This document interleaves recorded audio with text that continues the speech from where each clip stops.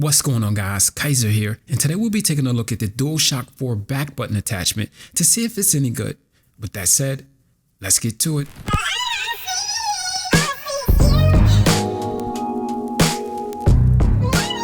So this is a back button attachment for the Dualshock 4 that essentially adds paddles to your existing controller. Now, paddles are pretty much becoming the standard nowadays, and you can find third-party attachments and controllers ranging from $40 to a couple of $100. So it's good to see that Sony finally threw their hat in the ring. Now, it is rumored that the PS5 will ship with controllers that already have paddles, but we'll have to wait and see. Inside the box, you get an installation guide, the manual, and the back button attachment. Now, the back button is made out of the same material that the controller is made out of, except it has an OLED screen on the rear that's used to display current button assignments and profiles. And on the opposite side, you have a 3.5 connector that plugs directly into the controller.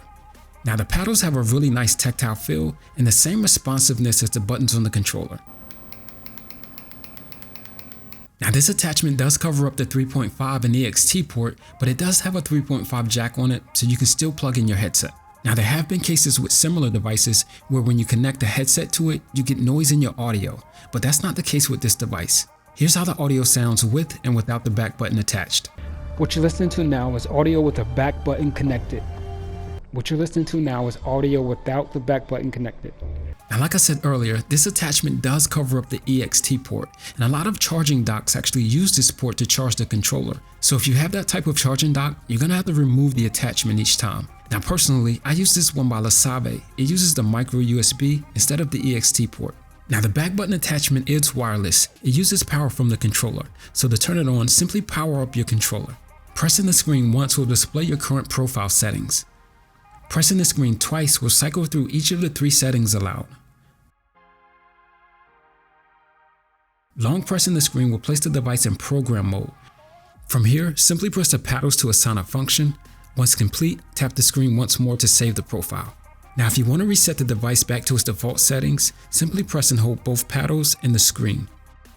Overall, the attachment feels really good in hand. The paddles are placed perfectly, giving you 6 points of contact instead of 4, and that definitely gives you an edge, especially when playing something like FPS games. It allows you to easily pull off jump or drop shots without having to take your thumb off of the thumbstick.